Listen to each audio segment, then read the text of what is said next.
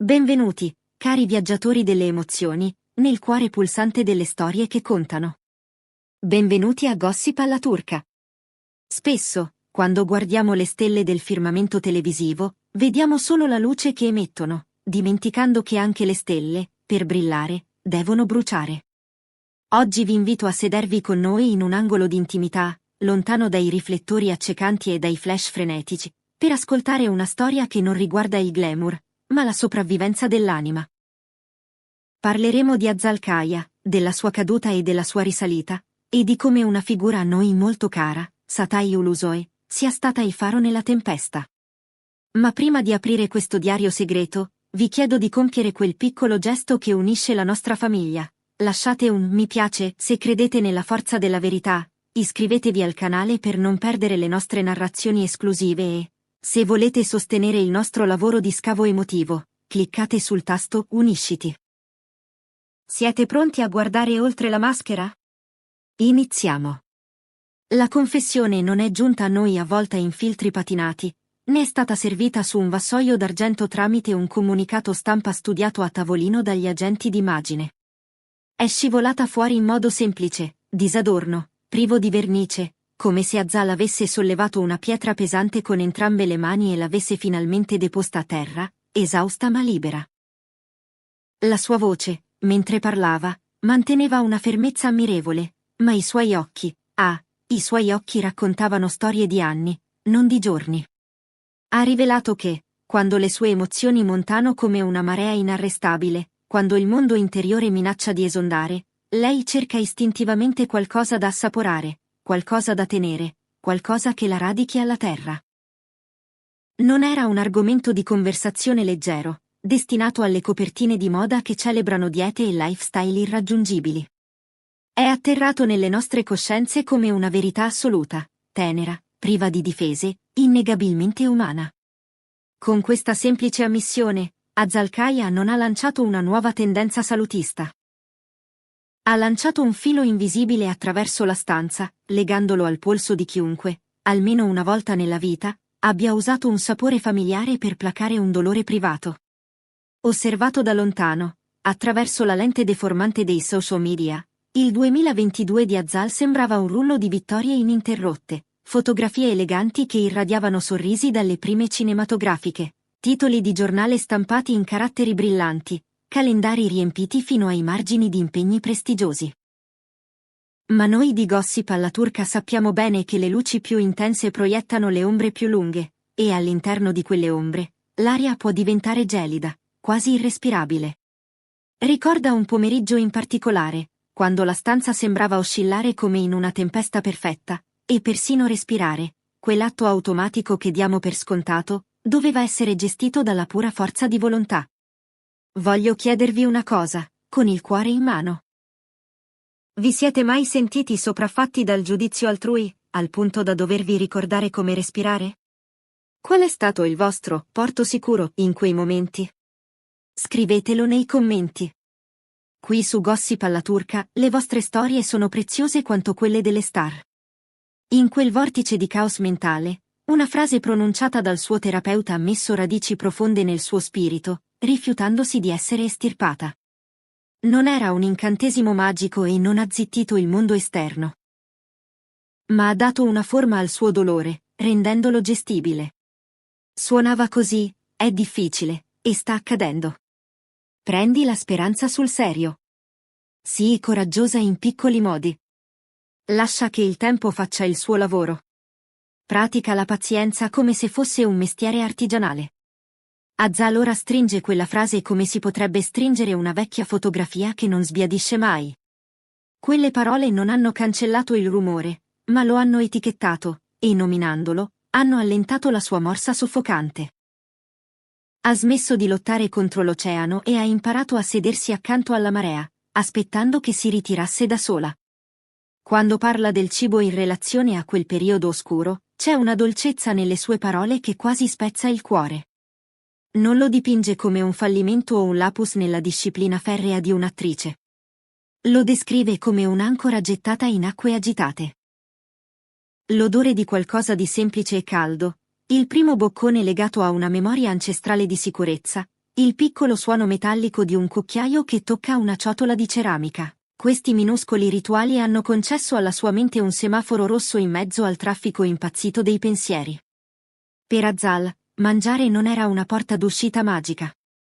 Era un modo per ritornare in un corpo che funziona e in uno spirito che si rifiuta di spezzarsi. Nelle settimane in cui lo sciame online era al suo volume più assordante, quando il chiacchiericcio pubblico riduceva la complessità di una donna a una riga di tendenza su Twitter, lei ha scelto di smettere di scorrere lo schermo e iniziare a mescolare. L'onestà silenziosa di una pentola che sobbolle ha battuto il ronzio al neon di uno smartphone. Ha imparato il tempo della stufa, quando mescolare, quando fare un passo indietro, quando lasciare che qualcosa riposi. E ha portato quel ritmo, lento e sacro, nel resto della sua vita. Mentre ci addentriamo nel capitolo che coinvolge Satai Ulusoy, vi ricordo che il giornalismo di qualità ha bisogno di sostenitori. Se amate come raccontiamo queste storie, considerate di cliccare sul tasto Abbonati o Unisciti. È un piccolo gesto per voi, ma un grande aiuto per Gossip alla turca. E poi, in questo quadro, entra lui. Gli echi della loro magia passata sullo schermo hanno seguito Azal ovunque, spesso distorti dai critici come un'arma per sminuire ciò che stava facendo nel presente. Ma lontano dai flash, nessun tappeto rosso, nessuna foto rubata e costruita d'arte, Satai è diventato qualcosa di molto più stabile dell'elettricità scenica. Non è intervenuto con grandi gesti melodrammatici. Si è presentato come fanno i professionisti veri e i partner d'anima quando il mondo è un po' troppo rumoroso. Le ha ricordato, senza dolcezza stucchevole o spettacolo, che la storia era la sua da raccontare. Quando Hazal sentiva di star collassando nella caricatura pixelata che internet stava disegnando di lei, lo chiamava. E lui, con la sua voce profonda e rassicurante, guidava la conversazione su un terreno concreto. Cosa richiede la scena da te e cosa ti rifiuti di cedere? Dove sta curvando l'arco narrativo e dove devi tracciare un confine invalicabile? Quale pezzo del tuo cuore appartiene solo a te? Tra un ciak e l'altro rideva davvero, sollevava l'umore di un compagno di scena con un sorriso veloce, e poi rientrava nell'inquadratura con una concentrazione pulita, intatta. Quando il ciak batteva, non correva al suo telefono per vedere come il mondo la classificava. Controllava con il regista, e poi controllava con se stessa. Quella non era una performance per un video dietro le quinte. Era disciplina vestita da gratitudine. Azal dice senza battere ciglio che ci sono stati giorni in cui la realtà traballava fuori forma, momenti in cui soppesava il suo valore contro le frasi digitate da persone che non avrebbe mai incontrato. Sotto quel peso, la pazienza è diventata qualcosa che praticava, come le scale al pianoforte. Ha lasciato andare il bisogno di vincere ogni discussione e ha dato priorità a qualcosa di più biologico, dormire tutta la notte. Ha costruito piccoli rituali che sembravano recinti e giardini allo stesso tempo. Un piatto silenzioso mangiato mentre il sole svaniva. Una sitcom ridicola per sciacquare la mente dopo una giornata di dramma. Lunghe conversazioni notturne con Satai su dove finisce la figura pubblica e inizia l'essere umano.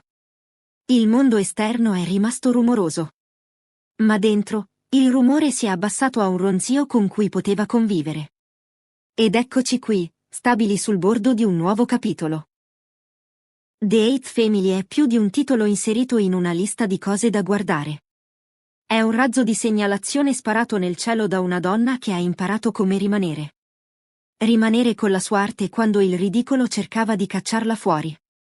Rimanere con la sua verità quando la finzione su di lei diventava più forte dei fatti. Rimanere con se stessa quando la folla distoglieva lo sguardo. Non ha attraversato questa distanza da sola. Lo ha fatto con aiuto, con tempo, con una pazienza che somigliava molto all'amore, e sì, con una forchetta in mano e un sapore preferito sulla lingua quando la notte si allungava troppo. Non riduciamo quella confessione a una didascalia eccentrica.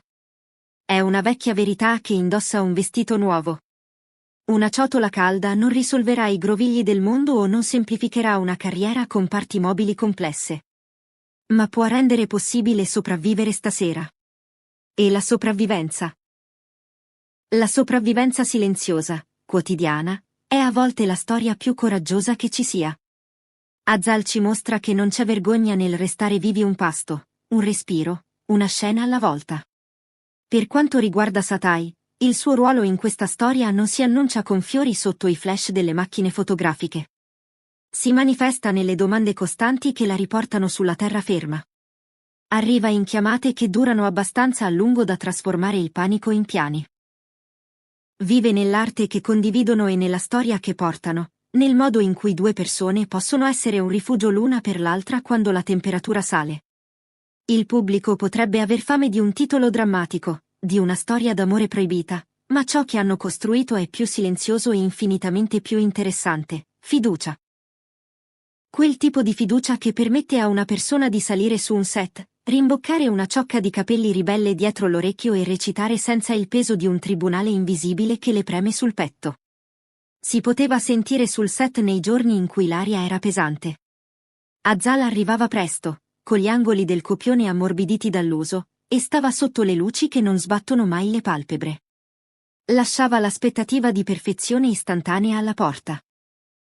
Piantava i piedi, respirava finché i bordi della stanza non andavano a fuoco, e recitava la scena con quel tipo di profondità che non può essere misurata dagli hashtag. Quando il Chuck finiva, condivideva una piccola battuta, scuoteva le mani e ricordava a se stessa che il lavoro è una conversazione, non un verdetto. E quando le vecchie abitudini tentavano di ritornare, l'attrazione verso lo scorrere dei social, il dolore di aver bisogno di sapere cosa pensavano gli estranei. Entrava nella cucina di casa e praticava calore, pazienza, tempismo. Mescolare. Assaggiare. Riposare. Ripetere. I fan hanno guardato il cambiamento senza necessariamente conoscerne le radici profonde. Hanno visto la calma nei suoi occhi quando affrontava le domande a testa alta. Hanno notato che anche nel glamour c'era una facilità che non sembrava costruita. Era lo sguardo di una persona che sa che una brutta giornata dura pur sempre solo 24 ore. Era la postura di qualcuno che si è costruito un posto dove stare dove il vento non può abbatterlo definitivamente. Quindi, mentre chiudiamo questo capitolo insieme, tenete stretto ciò che conta in questa storia. The Eighth Family non è semplicemente un altro credito in una lunga filmografia. Segna la fine di una stagione dura e l'inizio di una con più luce dentro. È la prova che si può essere sia fragili che formidabili, sia teneri che inarrestabili. Mostra cosa succede quando il duro lavoro incontra il rispetto, quando la critica incontra i confini, quando l'amore, quello durevole, platonico e potente, si presenta non con parole vuote ma con una presenza costante. Questo è ciò che Azal ha scelto. Questo è ciò che Satai ha offerto. E voi, amici di Gossip alla turca, cosa pensate di questa straordinaria amicizia che sfida le tempeste di Istanbul? È questo il vero significato di partner in crime? Aspetto i vostri commenti qui sotto. Non dimenticate di iscrivervi al canale, attivare la campanella e unirvi alla nostra famiglia per altre storie di verità e passione. Alla prossima rivelazione.